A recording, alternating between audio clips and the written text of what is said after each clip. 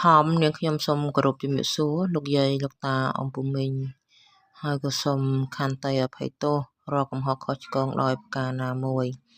ដោយសារវីដេអូនេះគឺជាវីដេអូនាងខ្ញុំរៀនធម៌ដោយខ្លួនឯងផ្ទាល់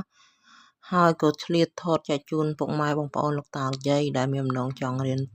ធម៌អាចរៀនជាមួយនឹងខ្ញុំបានហើយថ្ងៃនេះផងដែរនាងខ្ញុំលើកយកធម៌បពិតមេដាបិតាមករៀនសូត្រសូមលោកយាយលោកតារៀនសូត្រជាមួយនឹងខ្ញុំទាំងអស់គ្នាបពិតមេដានិងបិតាកូននឹងខ្លោចផ្សាពេញអបាយតាំងពីកូនកើតមានរង្កាយនាងតែងខ្វល់ខ្វាយថែរាំងសាអោមចាស់ថ្លៃវិញសេះលុននាងរងទងធ្ងន់ពន់ពេកណាអ្នកតែងបីបាញ់កូនស្នួនភ្ញាពុំអាចពណ៌នីឲ្យអងបានដូចនាងកូនសុំកងអញ្ជលី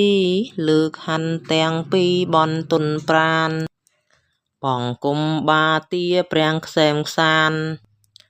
ទោះខុងពុនមានសុំប្រណី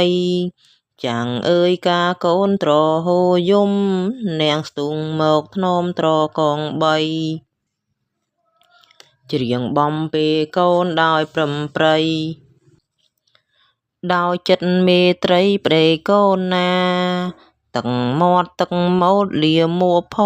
ងនិងគ្រឿងសៅមងផងនានា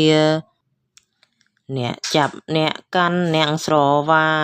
លៀងដោយហាត់ថាឥតឆ្អិនឆ្អន់បពិនអ្នកម្ដាយមានកាំងរណា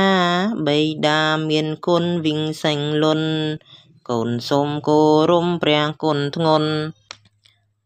សូមព្រះសោភ័ណ្ឌបានខ្សែមខ្សានហេតុនាងកូនសូមអង្គទិផលដំកចេតនាដោយក្លាហានទានសើភាវនាដែលកូនបានសាងធ្វើពុនមានជូនទៅនាងសូមនាងតូទួដោយសមនងចិនកូនត្រង់ស្មងចំពោះនាងដោយកូនបានពោពៀងសញ្ចាំងសូមជូនទៅនាងគ្រានេះហង